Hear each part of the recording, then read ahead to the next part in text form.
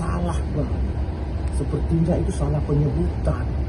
Yang dimaksud oleh hologram, oleh saksi yang membawa ijazah abangnya tersebut adalah emboss.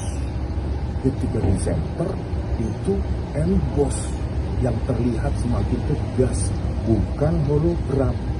Nah dari sini fitur-fitur yang tadi disebutkan tadi itu membuat saya meyakini temuan baru saya tersebut bahwa tidak ada kejanggalan terhadap keaslian dari ijazah Pak Jokowi, baik yang diupload di Sandi Utama maupun yang di gelar perkara khusus. Kedatangan hari ini ke rumah Pak Jokowi, tujuannya untuk apa? Jadi begini ya, seperti apa yang menjadi klarifikasi saya dalam 1-2 hari ini ya, bahwa dalam 2 bulan terakhir saya melanjutkan penelitian saya ya, kalau dibilang mengkaji ulang, mempelajari kembali semua metodologi yang saya tuliskan secara independen ya. Jadi saya garis bawahi secara independen, metodologi itu saya tuliskan sekitar 480-an halaman dari 200 halaman lebih di buku Jokowi White Paper.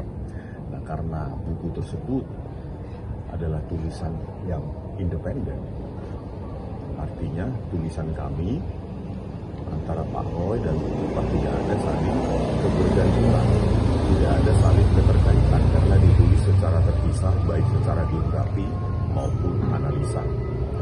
Nah terkait dengan itu, maka saya tentu tetap melanjutkan penelitian saya. Apa yang dilakukan Pak Roy dan Bu Diva saya tidak tahu ya, karena memang objek kajian saya berbeda.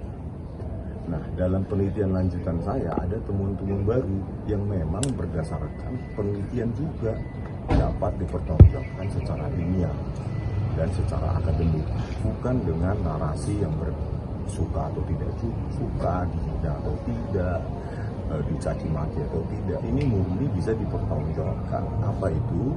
Ya, pertama saya dapati memang sejak gelar perkara ditunjukkan ijazah analog dari Bapak Joko Widodo, ya.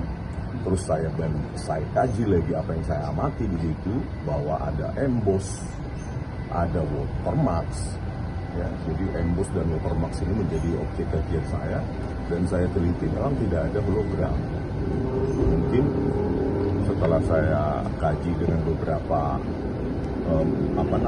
objek ijazah lainnya di tahun yang sama dari UGM, memang pada saat itu hologram memang tidak dipakai sebagai pengunci atau pengaman dalam sebuah ijazah. Jadi memang yang ada hanya watermark dan hologram. Ya.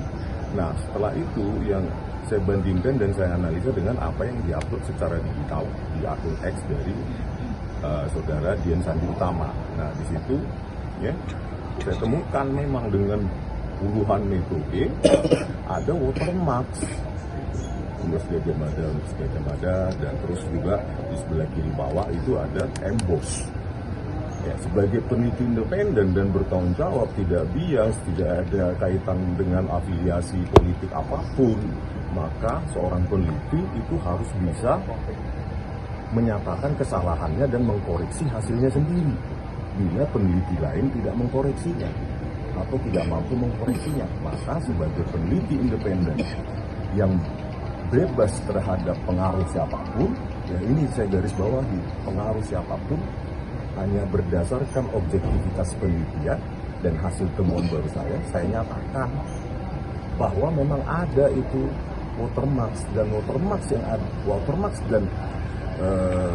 emboss yang ada pada dokumen yang diupload Dian Sandi Utama konsisten dengan apa yang saya lihat di pada saat gelar perkara khusus.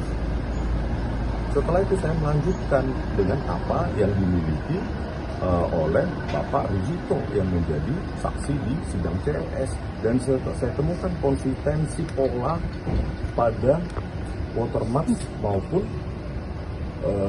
emboss dan tidak ditemukan hologram. Saya telepon juga, kebetulan saat itu di pengacara saya, di kantor pengacara saya, ya, Bang Jahmada Girsang. itu kami telepon Bang Handika yang menjadi pengacara pada sidang CLS. Saya tanyakan ya Bang, Abang juga mendengarkan, Bang, apakah benar ada hologram di ijazah yang diupload oleh Dian Sandi, yang ditunjukkan pada menjadi bukti pada sidang CLS? Bang Handika, ini bisa ditanyakan ke Bang Handika karena memang kami tanyakan langsung by telepon. Bang Handika mengatakan bahwa salah Bang, sepertinya itu salah penyebutan. Yang dimaksud oleh hologram oleh saksi yang membawa ijazah abangnya tersebut adalah emboss. Ketika di center itu emboss yang terlihat semakin tegas, bukan hologram. Nah dari sini fitur-fitur yang tadi disebutkan tadi itu membuat saya meyakini temuan baru saya tersebut bahwa tidak ada kejanggalan terhadap keaslian dari ijazah Pak Jokowi, baik yang diupload Dian Sandi Tama maupun yang di gelar perkara khusus. Percayalah, tapi bagi yang nggak percaya juga bebas. Saya juga merasa tersakiti terhadap temuan saya sendiri karena saya harus jujur menyatakan bahwa temuan saya itu bahkan dicerca, dihina dan dilabel sebagai pengkhianat. Tapi penelitian adalah penelitian. Yang bisa menguji penelitian adalah hasil penelitiannya, baik orangnya atau orang lain. Ya sudah, saya sampaikan itu kepada penyidik sekitar seminggu yang lalu. Seminggu yang lalu saya ceritakan kepada penyidik dan kepada Direktur Kriminal Umum. Artinya menegaskan bahwa hasil dari penelitian itu mengaku bahwa jasa Pak Jokowi asli. Bentar ya. Mundur dikit ya.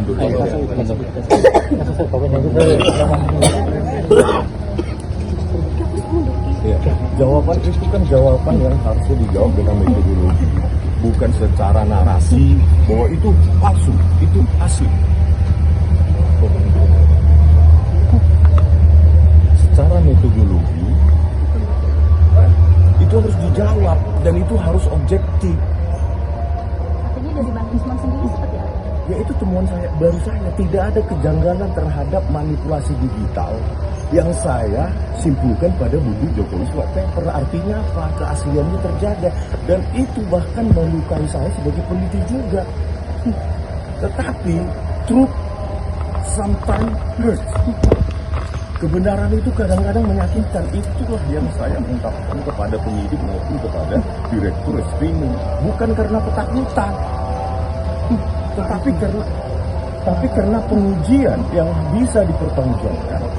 Dan bagi siapapun, baik Pak Roy misalnya dan lainnya yang saya pandang sebagai sahabat, itu bisa saya demonstrasikan kepada beliau baik secara privat maupun secara publik.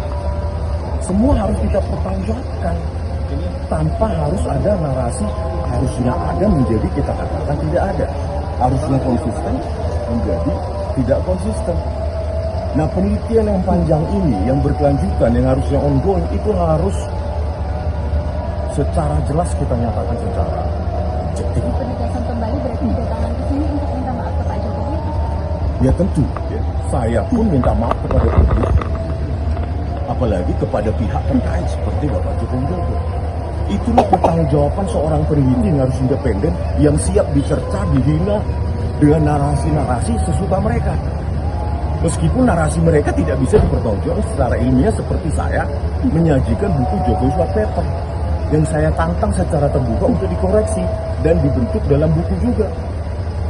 Karena hal itu tidak dilakukan oleh orang lain dan kebetulan saya melanjutkan pekerjaan saya, maka saya bertanggung jawab untuk menuliskan itu kembali. Ini dana mau ditarik atau gimana bukunya? Bukan ditarik, metodologinya itu adalah metodologi yang umum, yang default ya, dalam buku Jokowi White Paper sebagai kasus untuk mendeteksi keotentikan atau ada tidaknya manipulasi digital dalam sebuah dokumen digital. Metodologinya itu confirm, ya. saya nyatakan confirm, dan itu bisa menjadi kasus pembelajaran di departemen-departemen, kuliah-kuliah. Tetapi dalam penelitian itu bukan hanya metodologi yang tepat. Apa itu? Objeknya. Objeknya itu harus memenuhi kaidah. Nah, karena objeknya terbatas, yang mengalami operasi-operasi dinamakan geometri. Geometri itu ada pergeseran dan rotasi maupun posisi pencahayaan seperti yang diupload oleh Dian Sandi Utama, maka ya, kesalahan fatal yang saya lakukan adalah tidak melibatkan operasi-operasi atau variabel geometri untuk mendapatkan kesimpulan, yaitu operasi translasi, pergeseran, rotasi, ya, perputaran maupun pencahayaan. Itulah bagian dari temuan saya yang baru terkait. Kalian pasti tanya, Bang, bagaimana penelitian tentang lintasan stempel? Saya sudah merekonstruksi itu sebelum saya menentukan simpulan baru. Kenapa lintasan stempel itu bisa hilang? Padahal pada saat gelar perkara khusus dengan mata saya, kepala saya sendiri, saya sampai begini, saya katakan Pak Jokowi juga, Pak Dir juga, Direktur Kriminal Umum juga mengamati saya di meja sampai saya begini.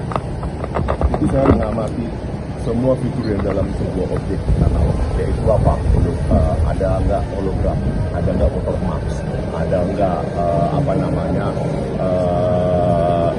emboss, ada nggak lintasan stempel, dan ada. Lalu kenapa kemudian pertanyaannya yang diupload oleh Dian Sandi Utama itu kan kenapa tidak ada? Karena saya tidak melibatkan variabel geometri, yaitu rotasi, translasi, dan pencahayaan. Ketika saya rekonstruksi dengan variabel rotasi atau translasi tertentu, ya, dengan pencahayaan posisi tertentu, maka ya, warna-warna dalam objek-objek tertentu itu bisa diseping. Stay updated. Info terkini masih banyak. Jangan lupa subscribe, like, dan share YouTube official OKZone. Dan selengkapnya ada di okezone.com.